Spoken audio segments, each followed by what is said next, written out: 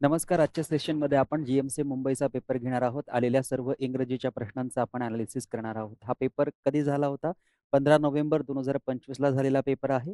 सकाळची 9 वाजेपासून 11 वाजेपर्यंतची शिफ्ट होती. जीजीएमसी मल्टीपोस्ट साठी झालेला हा पेपर आहे. यामध्ये कोणकोणत्या पद्धतीचे प्रश्न विचारले होते? तर सेंटेन्स अरेंजमेंटवर 2 प्रश्न विचारलेले आहेत. इनकरेक्ट सेंटेन्सवर 1 प्रश्न विचारलेला आहे. प्रॉव्हर्बवर त्यांनी 3 प्रश्न विचारलेले आहेत. वन वर्ड सबस्टिट्यूशनवर 2 प्रश्न आपल्याला पाहायला मिळतात. सिनॉनिम्स आणि अँटॉनिम्सवर एक एक प्रश्न आहे. मिस स्पेलवर 3 प्रश्न विचारलेले आहेत. पंक्च्युएशनवर 2 प्रश्न विचारलेले आहेत. प्रेझेंट इंडेफिनिट टेन्सवर 2 आणि टेन्सवर 3 प्रश्न आहेत. म्हणजे सेपरेटली प्रेझेंट इंडेफिनिट टेन्सचे 2 प्रश्न आहेत आणि वेगळ्या पद्धतीने विचारलेली 3 प्रश्न आपल्याला विचारलेली आहेत टेन्सवर. ॲडव्हर्ब आणि ॲडजेक्टिव्हवर प्रत्येकी एक एक प्रश्न विचारलेला आहे. डायरेक्ट, इनडायरेक्ट स्पीचवर 1 प्रश्न विचारलेला आहे. टेन्सवर मी ज्याप्रमाणे तुम्हाला सांगितले 3 प्रश्न होते आणि आर्टिकलवर आपल्याला 2 प्रश्न विचारलेले आहेत. चला सुरुवात करूया. पहिला प्रश्न कुठला विचारला होता? Select the most appropriate adverb to fill in the blank. पहिला प्रश्न ॲडव्हर्बचा विचारलेला आहे. इथे म्हटलेलं आहे की they arrived at airport and missed their flight. की ते एअरपोर्टवर आले, त्यांचं आगमन एअरपोर्टला झालं किंवा ते एअरपोर्टला आले अँड मिस देअर फ्लाइट आणि त्यांची फ्लाइट जी आहे ती मिस झाली. या ठिकाणी एक रिकामी जागा आहे. या रिकाम्या जागेमध्ये आपल्याला कोणता शब्द फिलअप करायला सांगितलेला आहे? ॲडव्हर्ब हा शब्द फिलअप करायला सांगितलेला आहे. दे अराइव्हड, ते कशा पद्धतीने आले? ते कशा पद्धतीने आले? दे अराइव्हड आणि ब्लँक दिलेला आहे. ॲडव्हर्ब या ठिकाणी घ्यायचा आहे. ते कशा पद्धतीने आले आणि त्यांची फ्लाइट मिस झाली. मग बघा, ते ब्राईटली आले, ते तेजस्वी पद्धतीने आले आणि त्यांची फ्लाइट मिस झाली असं आपल्याला म्हणता येईल का? कोणताही व्यक्ती किंवा कोणीही एकपेक्षा जास्त लोक असतील, ते जर तेजस्वीपणाने जात असतील, तर त्यांची फ्लाइट मिस होईल का? मुळात तेजस्वीपणाने जाणं हेच अयोग्य आहे. त्यामुळे ऑप्शन 1 कॅन्सल होईल. दुसरं आहे सून म्हणजे काय? लवकरच. ते लवकरच, त्यांचं लवकरच एअरपोर्टला आगमन झालं आणि त्यामुळे त्यांची फ्लाइट मिस झाली किंवा त्यांची फ्लाइट मिस झाली असं आपल्याला म्हणता येणार नाही. काही लोक जर एअरपोर्टवर वेळेच्या आत किंवा लवकर पोहोचत असतील, तर त्यामुळे त्यांची फ्लाइट जी आहे ती मिस होणार नाही. त्यामुळे हे देखील या ठिकाणी समर्पक होणार नाही. त्यानंतर तिसरं आहे लेट. लेट म्हणजे उशिरा. दे अराइव्हड लेट. ते उशिरा आले. त्यांचं आगमन उशिरा झालं अँड मिस्ड देअर फ्लाइट आणि त्यांची फ्लाइट काय? मिस झाली. म्हणजे ऑप्शन 3 जे आहे हे करेक्ट ॲडव्हर्ब या ठिकाणी आपल्याला यूज करावं लागेल आणि रेग्युलरली ते नियमितपणे आले आणि त्यांची फ्लाइट मिस झाली असंही आपल्याला म्हणता येणार नाही. म्हणून ऑप्शन 4 कॅन्सल होईल. ऑप्शन 3 आपलं करेक्ट उत्तर या ठिकाणी होईल. सोपा प्रश्न होता. पुढचा प्रश्न बघा. Select the most appropriate option to fill in the blank. या ठिकाणी ब्लँक दिलेली आहे. त्यानंतर अरावलीज आहे. Are known for some of the blank highest peaks in the western India. Western इंडियाबद्दल आपण जर बोललो तर नॅचरल ब्युटी काय आहे? अरावली पर्वत आणि अरावली पर्वत पर्वतीय शृंखला असल्यामुळे आपण अरावलीच्या आधी काय यूज करतो? आर्टिकल द यूज करतो आणि हायेस्ट काय आहे? एक सुपरलेटिव्ह डिग्री आहे. त्यामुळे त्याच्या आधी सुद्धा आपल्याला काय यूज करावं लागणार? आर्टिकल द यूज करावं लागणार. ऑप्शन क्रमांक 2 मध्ये दोन्ही ठिकाणी द आहे म्हणून ऑप्शन क्रमांक 2 आपलं करेक्ट आन्सर या ठिकाणी होईल. आपल्या सगळ्यांना माहिती आहे हिमालयाज काय आहे? पर्वतीय शृंखला आहे. सातपुडा काय आहे? पर्वतीय शृंखला आहे. सह्याद्री काय आहे? पर्वतीय शृंखला आहे. अरावलीज काय आहे? पर्वतीय शृंखला आहे. त्यामुळे त्यांच्या आधी आपण आर्टिकल द चा वापर करतो. लहानपणापासून आपल्याला आपल्या शिक्षकांनी शिकवलेलं आहे आणि त्यानंतर सुपरलेटिव्ह डिग्रीचे जे ॲडजेक्टिव्हज असतात त्यांच्यासोबत आपण आर्टिकल द चा वापर करतो. हे देखील आपल्याला शिकवलं गेलं असतं. त्यामुळे हा प्रश्न अत्यंत सोपा होता. पुढचा प्रश्न बघा मित्रांनो. The following sentence has been divided into parts. One of them may contain an error. Select the part that contains the error from the given options. If you don't find any error, mark no error as your option. एक sentence दिलेला आहे. त्या सेंटेन्सला वेगवेगळ्या पार्टमध्ये divide करण्यात आलेला आहे. कोणत्या पार्टमध्ये एरर आहे तो आपल्याला शोधायचा आहे आणि जर एखाद्या पार्टमध्ये एरर नसेल तर मग नो एरर नावाचं ऑप्शन आपल्याला उत्तर म्हणून मार्क करायचं आहे. बघा, by the time you arrive. By the time म्हणजे जनरली आपण व्हेन मानत असतो. मी भरपूर वेळ तुम्हाला सांगितलेलं आहे की बाय द टाईमच्या ऐवजी आपण या शब्दाला काय कन्सिडर करायचं? व्हेन कन्सिडर करायचं. So by the time when you arrive, we will have finished the preparation for the seminar. आता सगळ्यांना माहिती आहे मित्रांनो, की वी नंतर आपण विल वापरतो किंवा शॅल वापरतो, बरोबर आहे. त्यानंतर हा हॅव आहे आणि ह्या हॅव नंतर हा जो फिनिश वापरलेला आहे, हा V1 चुकीचा आहे. कारण हॅव नंतर आपण काय वापरतो? V3 वापरतो. म्हणजे या ठिकाणी काय वापरायला हवा होता? हा जो फिनिश आहे याला ईडी जोडायला हवा होता. तेव्हा आपलं हे सेंटेन्स बरोबर झालं असतं. म्हणजे हा कोणता एरर आहे? हा टेन्सचा एरर आहे आणि त्यामुळे आपण बघू शकतो, की ज्या ठिकाणी फिनिश असेल तो आपला करेक्ट आन्सर असेल म्हणून ऑप्शन 1 जे आहे ते आपलं करेक्ट उत्तर या ठिकाणी होईल मित्रांनो. चला बघा पुढचा प्रश्न. She wore a blank dress to the party which everyone admired. Select the most appropriate adjective. ॲडजेक्टिव्हवर विचारलेला हा प्रश्न आहे, की तिने कसा ड्रेस घातला? सो बघा, शी वोर अ ड्रेस. तिने असा ड्रेस परिधान केला. कुठे? पार्टीमध्ये. व्हिच एव्हरीवन एडमायर्ड, की त्या ड्रेसची प्रत्येकाने एडमायर केली म्हणजे काय केली? स्तुती केली. एडमायर म्हणजे स्तुती करणे, प्रेज म्हणजे स्तुती करणे आपल्या सगळ्यांना माहिती आहे. सो तिने कसा ड्रेस घातलेला असेल किंवा तिने कसा ड्रेस परिधान केलेला असेल, की ज्यामुळे तिच्या ड्रेसची सर्वत्र स्तुती झाली. मग बघा तिने कडू, बिटर म्हणजे काय कडू? कडवट. कडू किंवा कडवट. तिने कडवट ड्रेस घातला म्हणून तिची सर्वांनी तिच्या ड्रेसची या ठिकाणी काय केलेली आहे? स्तुती केलेली आहे असं होईल का? नाही. क्लेवर, तिने हुशार ड्रेस परिधान केला म्हणून त्या ड्रेसची सर्वत्र स्तुती झाली असं म्हणता येईल का? नाही. सो ऑप्शन 2 कॅन्सल होईल. डस्टी म्हणजे तिने खूप धुळीने माखलेला ड्रेस जो आहे तो परिधान केला त्यामुळे तिची स्तुती झाली असं होईल का? नाही. स्पार्कलिंग म्हणजे तिने अतिशय सुंदर ड्रेस परिधान केला आणि त्यामुळे तिच्या ड्रेसची काय झाली? स्तुती झाली. हा एक सोपा प्रश्न या ठिकाणी आपल्याला दिलेला होता ॲडजेक्टिव्ह या प्रकरणावर. पुढे म्हटलेलं आहे select the most appropriate option to fill in the blank. Select no article if needed. हा आर्टिकलचा प्रश्न आहे. फिलर म्हणून एक प्रश्न दिलेला आहे. ऑल स्टुडंट्स, सर्व विद्यार्थी मस्ट असेंबल, एकत्र गोळा झाले पाहिजे. नियर फ्लॅग पोल, फ्लॅग म्हणजे झेंडा आणि पोल म्हणजे तो झेंड्याचा जो स्तंभ असतो त्याला आपण काय म्हणतो? फ्लॅग पोल असं म्हणत असतो. ध्वजस्तंभ असं म्हणत असतो. Before the morning assembly begins, की मॉर्निंग असेंब्ली सुरू होण्याच्या आधी सर्व विद्यार्थ्यांनी कुठे असेंबल, कुठे एकत्र जमायला पाहिजे? तर जे फ्लॅग पोल आहे त्या ठिकाणी. नियर द फ्लॅग पोल म्हणजे फ्लॅग पोलच्या जवळ. आता फ्लॅग पोल काय आहे? एक विशेष वस्तू आहे आणि म्हणून त्याच्यासोबत आपल्याला काय यूज करावा लागेल? आर्टिकल द यूज करावा लागेल. हे तर सर्वसाधारण नियम आहे. म्हणून ऑप्शन 1 आपलं करेक्ट आन्सर या ठिकाणी होईल. हाही प्रश्न एक सोपा प्रश्न आपल्याला विचारलेला होता. पुढचा प्रश्न दिलेला आहे, की एक सेंटन्स आहे त्याला वेगवेगळ्या पार्टमध्ये डिव्हाईड करण्यात आलेला आहे. कोणत्या पार्टमध्ये एरर आहे ते शोधा. जर कुठल्याही पार्टमध्ये एरर नसेल तर नो एरर नावाचं ऑप्शन द्यायचं आहे. By the end of this year, या वर्षाच्या शेवटी they will have been train over 500 employees in cyber security. हा सुद्धा प्रश्न आपल्याला टेन्सवर विचारलेला आहे. जनरली एरर डिटेक्शनचे जे प्रश्न आपल्याला विचारले जातात त्यामध्ये मोस्ट प्रोबेबली टेन्स किंवा प्रिपोझिशनचा एरर असतो. हे लक्षात ठेवायचं. इकडे बघा दे नंतर विल आहे, विल नंतर हॅव आहे, हॅव नंतर बीन आहे आणि त्यानंतर हा V1 जो आहे चुकीचा आहे. बीन नंतर आपण काय वापरतो? जर पॅसिव्ह व्हॉईस असेल तर V3 वापरतो आणि जर पॅसिव्ह व्हॉईसमध्ये सेंटन्स आपल्याला घ्यायचं नसेल, ॲक्टिव्ह व्हॉईसमध्ये सेंटन्स घ्यायचं असेल तर आपण हा जो व्हर्ब आहे या व्हर्बला ING फॉर्म यूज करत असतो. म्हणजे हा जो ट्रेन शब्द आहे या ठिकाणी चुकीचा आहे. ट्रेनच्या ऐवजी काय असायला पाहिजे होता? ट्रेनिंग. म्हणून हे शब्द चुकीचं असल्यामुळे ऑप्शन 3 आपलं करेक्ट आन्सर होईल. कारण त्या पार्टमध्ये एरर आहे आणि तो पार्ट ऑप्शन 3 मध्ये आहे म्हणून ऑप्शन 3 आपलं करेक्ट उत्तर होईल. क्लिअर? बघा मित्रांनो पुढचा प्रश्न. Part of the sentence have been given as option. One of them may contains error. पुन्हा एकदा आपल्याला एरर डिटेक्शनवर प्रश्न विचारलेला आहे.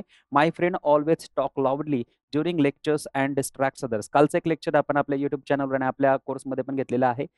125 प्लस नियमांमध्ये 5वा जो नियम सांगितलेला आहे त्यामध्ये 4था जो नियम चौथा किंवा 5वा असेल त्यामध्ये सांगितलं होतं, की जो सब्जेक्ट असतो तो जर आपला सिंग्युलर असेल किंवा अनकाउंटेबल नाउन असेल तर त्यासोबत V1 कधीच वापरला जात नाही. त्या V1 ला एकतर एस किंवा एस जोडावा लागतो किंवा पुढे V2 वापरावा लागतो. मग हा बघा माय फ्रेंड जो आहे हा माय फ्रेंड कसा आहे? 1 आहे. माय फ्रेंड म्हणजे संख्या 1 आहे. ऑलवेज असल्यामुळे प्रेझेंट इंडेफिनिट टेन्स आहे. सर यासोबत माय फ्रेंड असल्यामुळे टॉक V1 येणार नाही. आपल्याला काय करावं लागेल? हा जो टॉक आहे या टॉक V1 ला आपल्याला एस जोडावा लागेल. तेव्हा आपलं हे सेंटन्स बरोबर होईल. सो प्रेझेंट इंडेफिनिट टेन्सवर विचारलेला हा प्रश्न आहे. एरर कुठे आहे बघा? टॉक या शब्दामध्ये आणि म्हणून ऑप्शन क्रमांक 4 आपला करेक्ट आन्सर या ठिकाणी होईल. सोपा प्रश्न होता. पुढे बघा बाय द टाईम. आत्ताच मी तुम्हाला सांगितलं, की बाय द टाईमसाठी आपल्याला काय वापरायचं आहे? वेन वापरायचं आहे. पुन्हा एकदा हा एक एरर डिटेक्शनचा प्रश्न आहे आणि यामध्ये आपल्याला एरर शोधायचा आहे. The story ended. The story ended. आता बघा या ठिकाणी एंडेड जो आहे तो V2 वापरलेला आहे. म्हणजे आपल्याला सेंटेन्स जे आहे ते पास्टची या ठिकाणी सेन्स देत आहे. So by the time the story ended, जेव्हा स्टोरी संपली, स्टोरीचा शेवट झाला, कथेचा शेवट झाला, गोष्टीचा शेवट झाला. द प्रोटॅगॉनिस्ट म्हणजे कोण? जो कथेचा जो मुख्य कलाकार असेल, मुख्य पात्र असेल ते हॅज रिअलाइज्ड द कॉन्सिक्वेन्स म्हणजे परिणाम of the decisions of her decision. तिने जे काही निर्णय घेतले त्या डिसिजन्स, त्या निर्णयाचे परिणाम जे आहे ते प्रोटॅगॉनिस्टला काय झाले? रिअलाइज झाले. आता बघा इथे क्लिअरली V2 आहे म्हणजे आपलं सेंटेन्स कुठे आहे? पास्टमध्ये. आणि इथे हॅज प्लस रिअलाइज केलं म्हणजे आपलं सेंटेन्स कुठे आलं? प्रेझेंटमध्ये. जर सुरुवातच पास्टने झालेली आहे तर पुढील सेंटेन्स कनेक्टेड सुद्धा कुठे असलं पाहिजे? पास्टमध्ये असलं पाहिजे. आणि म्हणून हा हॅज जो आहे हा चुकीचा आहे. हा रिअलाइज जर या ठिकाणी V2 म्हणून राहिला तरी देखील आपलं सेंटेन्स बरोबर होईल. पण आपण जर याला हॅड प्लस V3 केलं, हॅड रिअलाइज जर केलं तरी देखील आपलं सेंटेन्स बरोबर होईल. त्यामुळे हा जो हॅज आहे हा हॅज चुकीचा आहे आणि ऑप्शन क्रमांक 4 मध्ये आहे म्हणून ऑप्शन क्रमांक 4 आपला करेक्ट आन्सर या ठिकाणी होईल मित्रांनो. बघा पुढचा प्रश्न. पुढचा प्रश्न आहे parts of the sentence have been given as an option. One may contains an error. Select the part of error डिटेक्शनचा प्रश्न आहे. कोणता एरर आहे ते शोधा. Water boil at 100 degree Celsius under normal atmospheric pressure. सगळ्यांना माहिती आहे प्रेझेंट इंडेफिनिट टेन्सचं वाक्य आहे आणि नॅचरल ट्रूथ आहे, नैसर्गिक सत्य आहे.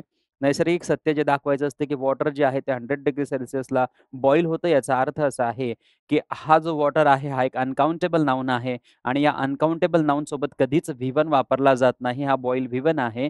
हा व्ही1 जो आहे बॉईल, या बॉईल व्ही1ला आपल्याला काय जोडायचं आहे? एस जोडायचं आहे. म्हणजे बॉइल्स करायचं आहे. सो हा बॉईल जर बॉइल्स झाला तर आपलं सेंटेन्स बरोबर होईल. म्हणून ऑप्शन क्रमांक 1 जे आहे ते आपलं करेक्ट आन्सर या ठिकाणी होईल. सोपा प्रश्न आहे. Present indefinite tense. The sun rose slowly, casting a golden glow over the quiet village. Birds chirped cheerfully, and the day began. आता या ठिकाणी बघा, द सन हे सेंटेन्सेसचे जे आहेत वेगवेगळे पार्ट आहेत. हा एररचा प्रश्न नाहीये. एका पॅराग्राफमधील काही सेंटेन्सेसला वेगवेगळ्या ठिकाणी प्लेस करण्यात आलेला आहे. त्यांना एका योग्य क्रमामध्ये आपल्याला आणायचं आहे. The sun rose slowly. सन म्हणजे सूर्य सगळ्यांना माहिती आहे. राईज रोज रायझन सगळ्यांना माहिती आहे. राईज म्हणजे काय? उगवणे. रोज म्हणजे काय? उगवला. असो पास्ट टेन्समध्ये गेला. सूर्य उगवला. स्लोली हळू-हळू सूर्य उगवला. कास्टिंग ए गोल्डन ग्लो. कास्टिंग म्हणजे टाकणे. त्याची गोल्डन ग्लो म्हणजे त्याच्या सोनेरी रंगाचा जो ग्लो आहे, त्याने कास्ट केलं म्हणजे टाकलं. Over the quite village. जे शांत विलेज होतं, जे शांत खेडेगाव होतं, त्यावर त्या सूर्याने काय केले? आपली ही जी गोल्डन ग्लो आहे ती टाकली. Birds chirped cheerfully. पक्षी हळू-हळू चीअरफुली शांततेने किलबिल करायला लागली. And the day began. आणि दिवसाची सुरुवात झाली. सो जसं दिलेलं आहे अगदी तसंच आपला सेंटेन्सचा जो क्रम आहे तो बरोबर आहे. म्हणजे ओ पहिल्यांदा येईल, त्यानंतर पी येईल आणि त्यानंतर क्यू येईल आणि त्यानंतर आर येईल आणि त्यानंतर एस येईल. So O P Q R S. O P Q R S जे आहे हे आपलं करेक्ट आन्सर होईल. या प्रश्नपत्रिकेमध्ये त्यांनी उत्तर काहीतरी वेगळंच दिलेलं आहे. तो क्रम अजिबात नाही. तुम्ही सुद्धा बघा ही प्रश्नपत्रिका बघा. मी आज टेलिग्राम चॅनलला ही आपली प्रश्नपत्रिका जी-एम-सीची जी ऑलरेडी त्यांनी दिलेली आहे उत्तरांसहित, ते मी तुम्हाला टाकून देईल. तुम्ही मॅच करू शकतात, की त्यांनी दिलेलं उत्तर कुठल्याही परिस्थितीत आपल्या सेंटेन्सेसला मॅच करत नाहीये. करेक्ट आन्सर हे असायला पाहिजे. या प्रश्नासाठी आपण क्लेम करू शकतात. परंतु क्लेम करण्यासाठी पुरावा लागतो आणि पुराव्यासाठी आपल्याकडे काहीही गोष्टी नसतात. आपण पुरावे तोंडी त्यांना सादर करू शकतो, की या पद्धतीने हे सेंटेन्स जे आहे तेच या सेंटेन्स नंतर येऊ शकतं. तुम्ही सांगितल्याप्रमाणे जी सेंटेन्सची रचना आहे ती कधीच शक्य होऊ शकत नाही. मग अशा परिस्थितीत आपल्याला समजलं पाहिजे मित्रांनो. सो क्लेम तर आपण करू शकतो, परंतु आपल्याकडे पुरावे नाहीयेत. पुढे बघा. Select the grammatically incorrect sentence. We enjoyed the movie last night. आता सेंटेन्स कोणतं ग्रामॅटिकली करेक्ट आहे बघा. हा सब्जेक्ट आहे. या सब्जेक्ट नंतर हा एन्जॉयड V2 आहे. The movie. आम्ही मूव्ही एन्जॉय केली. आणि लास्ट नाईट आहे. हा काय आहे? एक एडवर्ब आहे. जेव्हा लास्ट नाईट वापरतो तेव्हा V2 वापरलाच पाहिजे म्हणजे पहिलं सेंटेन्स बरोबर आहे. पुढे बघा ही ग्रॅज्युएटेड. ग्रॅज्युएटेड अगेन काय आहे? V2 आहे. From college 2 years ago.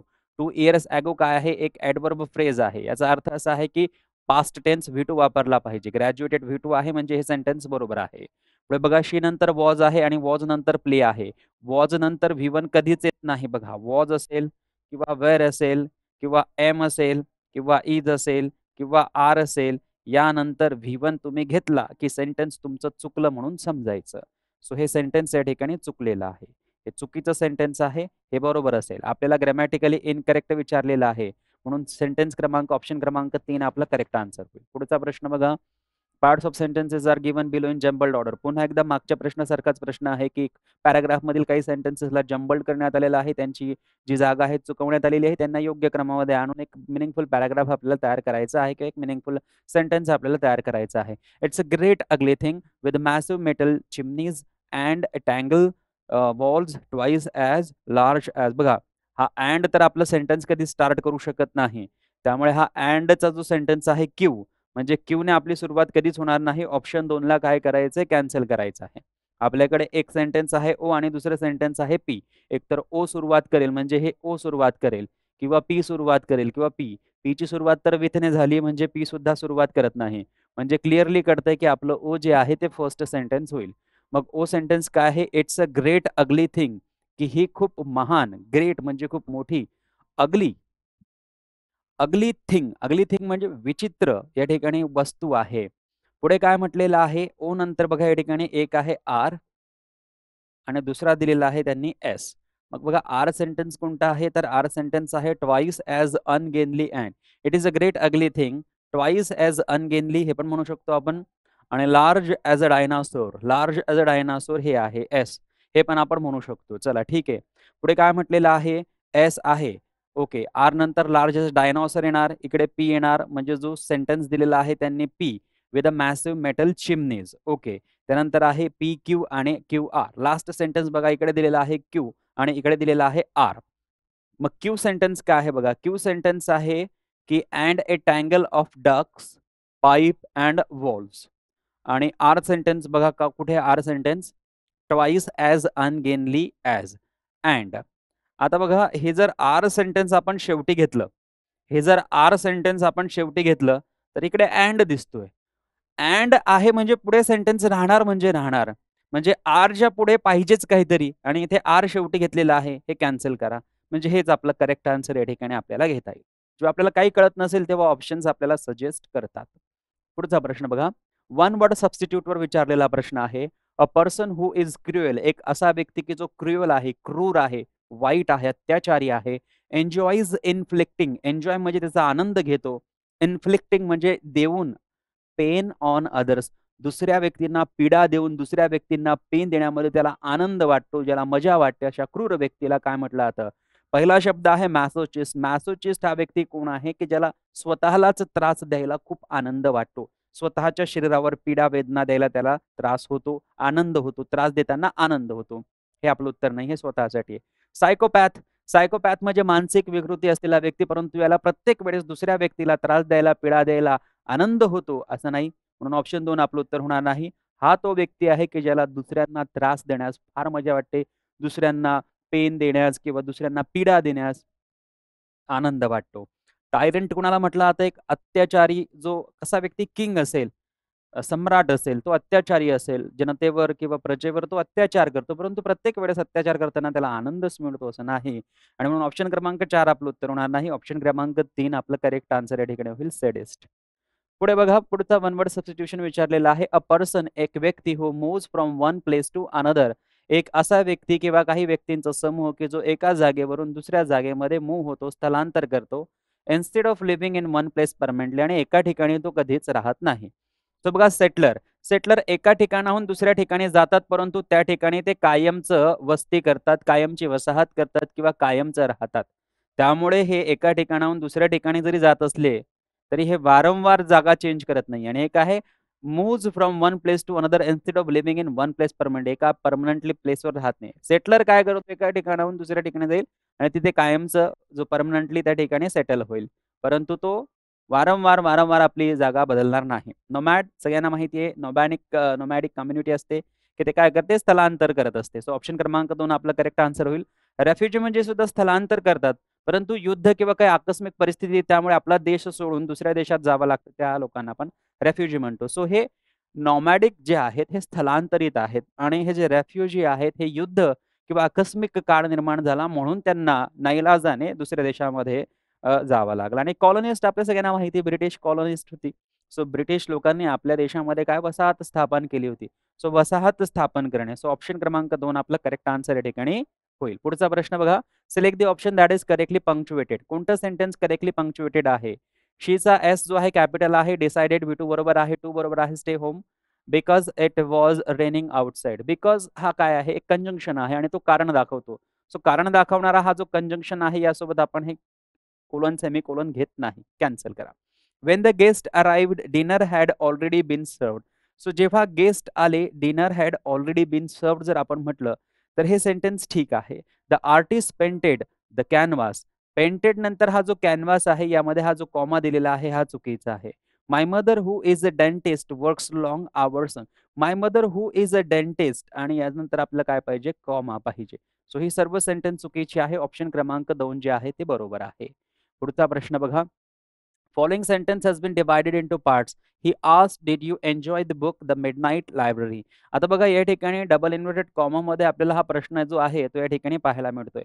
जेव्हा डबल इन्व्हर्टेड कॉमामध्ये प्रश्न असतो त्यावेळेस या ठिकाणी आपण आस्क्ड घेतच नाही. आपण या ठिकाणी काय घेतो मित्रांनो? सेड घेतो. आणि हा जेव्हा डायरेक्ट स्पीचमधून डायरेक्ट स्पीच करतो आपण त्यावेळेस आपण हा काय करतो? सेड जो आहे, सेड कुठे जात असतो? आस्क्ड मध्ये जात असतो. सो या ठिकाणी बघा, हा आस्क्ड शब्द चुकीचा आहे, म्हणून ऑप्शन क्रमांक 1 आपलं करेक्ट आन्सर होईल. पुढचा प्रश्न बघा, fools rush in where angels fear to tread. बघा, select the correct meaning of the given proverb. या प्रॉवर्बचा मिनिंग आपल्याला विचारलेला आहे. फूल्स म्हणजे मूर्ख लोक, रश इन मूर्ख लोक त्या ठिकाणी घाईगर्दी करत जातात. वेअर ज्या ठिकाणी, एंजल लोक म्हणजे वाईज लोक, फिअर टू ट्रेड ज्या ठिकाणी शहाणे लोक, सुज्ञ लोक ज्या ठिकाणी जाण्यासाठी विचार करतात किंवा जे काम करण्यासाठी ते 10 वेळेस विचार करतात, अशा ठिकाणी मूर्ख लोक लगेच जंप करतात किंवा लगेच ते काम करायला सुरुवात करतात.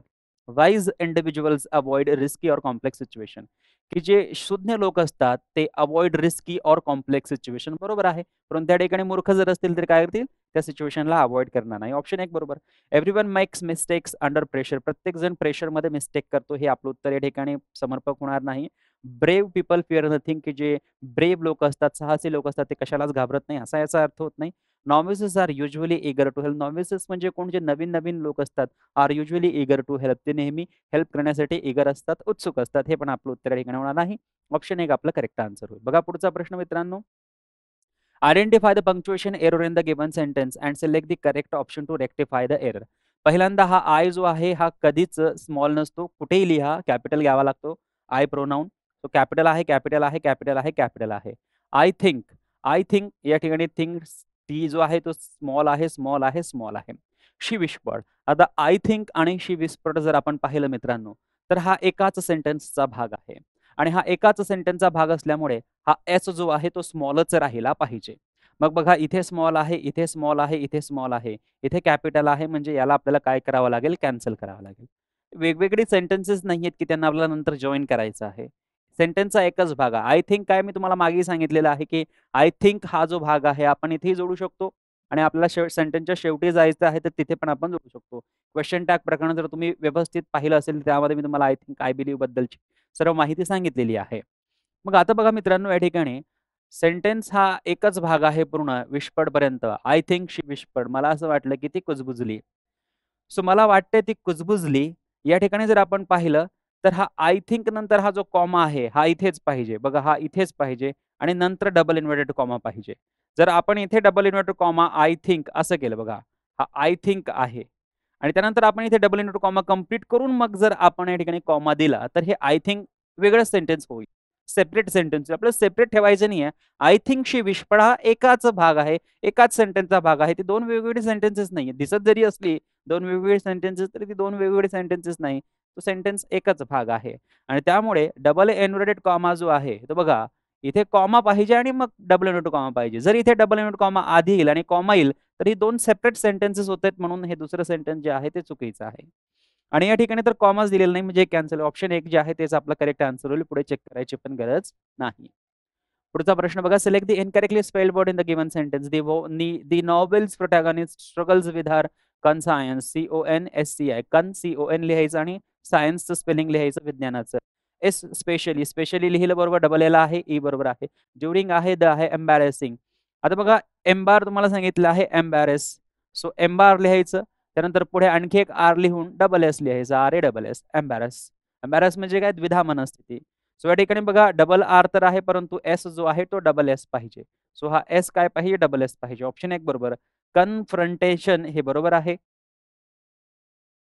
कन्सायन्स बरोबर आहे. प्रोटॅगॉनिस्ट आता सांगितलं जो कलाकार असतो, जो पात्र असतो, मेन कलाकार, मुख्य कलाकार असतो. सो एम्बॅरेसिंगचं स्पेलिंग चुकीचं आहे. पुढे बघा डेस्पॉन्डंट. डेस्पॉन्डंट म्हणजे काय? उदास व्यक्ती, खिन्न व्यक्ती. उदास, खिन्न, सॅड ज्याला आपण म्हणतो. पुढे बघा. ज्युबिलियंट आपल्याला काय विचारलेलं आहे? अँटॉनिम. अँटॉनिम म्हणजे काय? विरुद्ध अर्थाचा शब्द. एकीकडे उदास आहे तर दुसरीकडे काय असेल? आनंदी असेल. आनंदीसाठी jolly, jubilant, happy. So option 1 correct. Apathetic म्हणजे कोण? जो वीक असेल, कमजोर असेल, पॅसिव्ह असेल, करुणा त्याच्यामध्ये नसेल, तो उदासीन असेल तो. फोरसाइटेड कुणाला म्हटलं जातं? ज्याचे दूरदर्शी विचार असतो त्याला फोरसाइटेड असं म्हटलं जातं. हे पण आपलं उत्तर होणार नाही. जे अपशकुनी आहे त्याला अमेनस म्हटलं जातं. हे पण आपलं उत्तर या ठिकाणी होणार नाही. पुढचा प्रश्न आहे प्रॉलिफरेटचा सिनॉनिम. प्रॉलिफरेट आपल्याला माहिती आहे आपले सेल्स प्रॉलिफरेट होतात. त्यांची झपाट्याने वाढ होते. 2चे 4, 4चे 6, 7चे 8, 8चे 16, 16चे 32. सो प्रॉलिफरेट म्हणजे काय? झपाट्याने वाढ होणे किंवा प्रजनन होणे असे आपण त्याला घेऊ शकतो. लुक्रेटिव्ह कुणाला म्हटलं तर लुक्रेटिव्ह म्हणजे जे प्रॉफिटेबल असेल, जे फायदेमंद असेल ते. जे आपल्यासाठी प्रॉफिटेबल आहे, ज्याच्याने आपल्याला लाभकारी, हितकारी असेल ते लुक्रेटिव्ह. हे आपलं उत्तर नाही.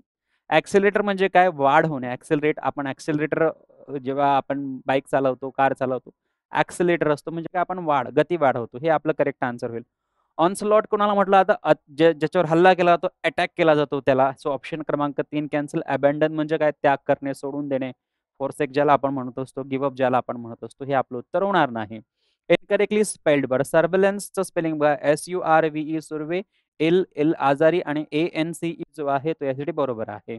ओकेजन OCCA आणि सिंगल एस लागणार, डबल एस नाही, SION पाहिजे. एम्बेलिश EMBLLISH बरोबर आहे. एम्बेलिश म्हणजे काय, सु डेकोरेट करणे ज्याला आपण म्हणतो. कॅटास्ट्रॉफी म्हणजे काय, संकट, आपत्ती. ऑप्शन क्रमांक 2 जे आहे त्याचं स्पेलिंग चुकीचं आहे. पुढे बघा, select the correct meaning of the given problem. A bird in the hand is worth two in the bush. अनेक वेळेस सांगितलं, अनेक वेळेस विचारलेलं आहे की जे सर्टन आहे, जे निश्चित आहे, आपल्याकडे जे काही निश्चित असेल किंवा जे निश्चित मिळणार असेल त्यावर आपण विश्वास ठेवला पाहिजे, परंतु जे अनिश्चित आहे, जे मिळेल की नाही मिळेल याची काही गॅरंटी नसताना त्याच्या मागे लागू नये. सो आपल्याकडे जे आहे किंवा आपल्याला जे मिळणार आहे, जे निश्चित आहे त्याच्यावर विश्वास ठेवा, त्याच्या मागे लागा, ते मिळवा. जे अनिश्चित आहे त्याच्या मागे लागू नका, असा याचा अर्थ होतो. Wealth lies in patience and planting. की जी संपत्ती आहे ती धैर्यामध्ये आणि प्लॅनिंग आहे, प्लांटिंग नाही. पेशन्स आणि प्लॅनिंग ज्याच्याकडे असेल त्याच्याकडे श्रीमंती किंवा पैसा येतो, असा याचा आन्सर होत नाही. Opportunity comes to those who wait. Opportunity ज्यांना येते ते जे वेट करतात त्यांच्याकडे. सो हे पण आपलं उत्तर होणार नाही. It is wiser to hold on to a sure thing than risk for something uncertain. जे शुअर असेल त्यावर आपण रिस्क घेतली पाहिजे, जे अनश्युअर असेल त्यावर आपण रिस्क घेऊन काही उपयोग नाही, असाच याचा अर्थ होतो. की आपल्या हातात जो बर्ड आहे तो फार महत्वाचा आहे, rather than worth two in the bush. की झाडाझुडपांमध्ये 2 पक्षी आहे आणि आपल्या हातात एक आहे, तर आपण त्या एकला सोडून त्या 2 झाडाझुडपांमध्ये लपलेल्या पक्ष्यांच्या मागे जर गेलो तर काय होईल, ते 2 तर मिळणारच नाही आणि आपल्या हातातला जो आहे तो पण निघून गेला. सो या अर्थाने वापरला जातो. Greed always leads to failure. तर ग्रीड म्हणजे काय, लालच. ऑलवेज लीड्स टू फेल्युअर आणि नेहमी ती फेल्युअरकडे घेऊन जाते, अपयशाकडे घेऊन जाते. बरोबर आहे, परंतु याचा अर्थ असा होत नाही. Don't count your chicken before they hatch. Don't count your chicken म्हणजे तुमचे चिकन जे आहे, म्हणजे कोंबडीची जी पिल्लं आहे त्यांना काउंट करू नका. बिफोर दे हॅच म्हणजे कोंबडीचं जी अंडी आहे त्या अंडीतून आधी पिलं निघालेलीच नाही, तर तुम्ही कसं काउंट करतायत की 3 पिलेत, 4 पिलेत. याचा अर्थ असा आहे की कोणतीही घटना घडण्याच्याच आधी तुम्ही सेलिब्रेशन करतायत. कुठलीही घटना घडण्याच्या आधीच तुम्ही आनंद व्यक्त करतायत किंवा कुठली घटना घडण्याच्या आधीच तुम्ही होप करतात की असंच होईल, तसंच होईल, असं नाही. So don't depend on uncertain future outcomes. हे बरोबर आहे की डोंट डिपेंड राहू नका ऑन अनसर्टन, जे अनिश्चित फ्युचर आउटकम्स म्हणजे भविष्यात आउटकम म्हणजे रिझल्ट, जो काही परिणाम फ्युचरमध्ये येणार आहे आणि तो जर अनसर्टन असेल तर त्याच्यावर डिपेंड राहू नका, हे असा अर्थ याचा होतो. Always plan your expenses in advance. तुमचे जे खर्च असतील ते ॲडव्हान्समध्ये प्लॅन करून ठेवा, असा याचा अर्थ होत नाही. Don't count your chicken before the hatch. Be grateful for what you have. तुमच्याकडे जे असेल त्यामध्ये धन्यता माना. It's important to believe in yourself. हे सगळ्यात महत्त्वाचं आहे की आपण आपल्या स्वतःवर विश्वास ठेवला पाहिजे, परंतु ही याचे अर्थ होत नाही की डोंट काउंट युअर चिकन. म्हणजे चिकन म्हणजे कोंबडीचे पिलं जे अंड्यातनं बाहेर येतात त्यांना पिलं चिकन म्हणतो. सो अजून ती अंड्यातनं बाहेरच आलेली नाही, तर त्यांना तुम्ही कशाला काउंट करतायत. म्हणजे तुम्ही अर्ली आउटकम जी आहे किंवा फ्युचर आउटकम जी आहे त्यावर तुम्ही डिपेंड राहत आहेत. सो असं म्हटलेलं आहे की डोंट डिपेंड. सो ऑप्शन क्रमांक 1 आपला करेक्ट आन्सर या ठिकाणी होईल मित्रांनो. आणि अशा प्रकारे ही 25 प्रश्न जे आहेत या ठिकाणी संपलेली आहेत. तुम्हाला जर अशा सर्व प्रकारच्या प्रश्नांचं आत्तापर्यंत 2022 पासून ते 2025 पर्यंत रिसेंटली ज्या काही प्रश्नपत्रिका झालेल्या आहेत त्या सर्व प्रश्नपत्रिकांचं अनालिसिस केलेला जर व्हिडिओ ऑनलाईन कोर्स तुम्हाला हवा असेल तर एसके एज्युकेशन या ॲपवर आपला हा कोर्स उपलब्ध आहे. त्याला तुम्ही जॉइन करू शकता, ज्याची लिंक डिस्क्रिप्शन बॉक्समध्ये दिलेली आहे. आणि आगामी तलाठी परीक्षा आता कंपल्सरी आता होणारच आहे. सगळ्यांना माहिती आहे की डिसेंबरच्या शेवटच्या आठवड्यात किंवा जानेवारीच्या पहिल्या वीकमध्ये ॲड येण्याची पूर्ण शक्यता आहे. त्यामुळे आता आपण तलाठीच्या तयारीला लागलं पाहिजे. सो तलाठीची बॅच आपण न्यू लॉन्च केलेली आहे. त्याला देखील आपण ॲडमिशन घेऊ शकतात. मिशन तलाठी 2026 SK42 नंबरची बॅच आहे. त्यासाठी आपण ॲडमिशन घेऊ शकतात. त्याची सुद्धा लिंक डिस्क्रिप्शन बॉक्समध्ये दिली आहे. ॲप डाउनलोड करा एसके एज्युकेशन आणि समोर असलेला कोर्स तुम्ही जॉइन करू शकता. Thank you so much. Take care. Bye.